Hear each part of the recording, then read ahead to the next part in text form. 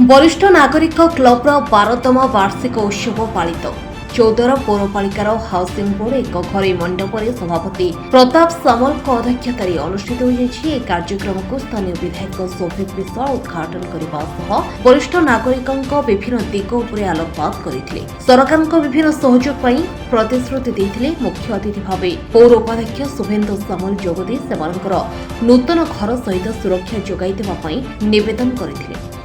इम्फार वरिष्ठ अधिकारी ध्रुवचरण राउत अन्य मध्य सुब्रत कुमार सामल रोटारियन शरद खुंटिया पौर निर्वाही अधिकारी चौदर थानार नोडाल अफिसर सहित वरिष्ठ नागरिक क्लब्र गौरांग दास सुशांत साहू विचित्रानंद नायक अजय स्वाई महेश्वर पंडा प्रदीप्त भूया प्रदीप्त जेना परिचालना कर शेष में टेट्रा हेडेन कॉलेज अध्यक्ष त्रिदेव बेहरा समाजसेवी गणेश गंडोई संबर्धना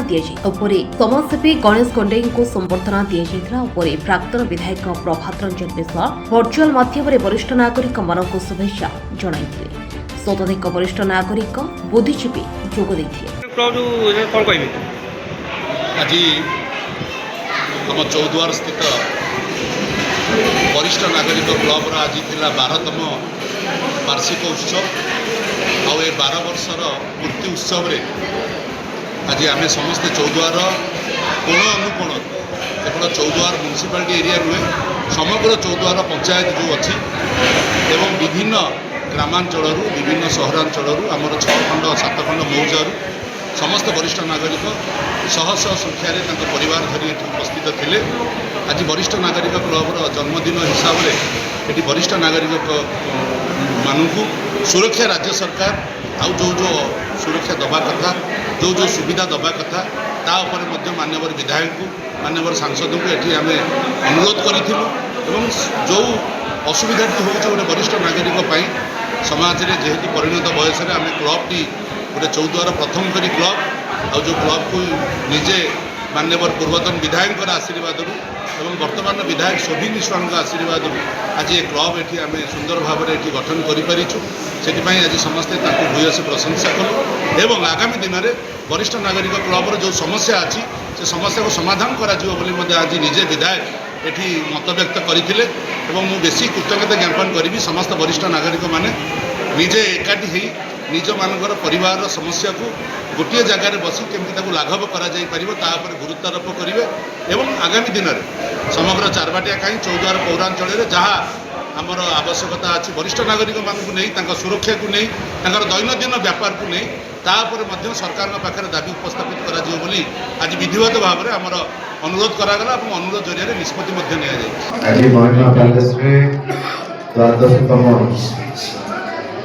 वरिष्ठ नागरिक क्लब वार्षिक उत्सव पालन कर सहित अच्छा पूज्य सभापति संपादक तथा समस्त सदस्यवृंद उपस्थित अच्छा मंच चौद्वार म्युनिसिपालिटी प्रिय शुभेन्दु दादा चौद्वार म्युनिसिपालिटी वाइस चेयरमैन महोदय 12 नंबर वार्ड काउंसिलर महोदय सुब्रत दादा तथा ध्रुव पीआरओ समस्त ना मत क्षमा करेंगे मंचासीन समस्त पूज्य अतिथिवृंद मंच सम्मुख में उपस्थित थी 10 नंबर तथा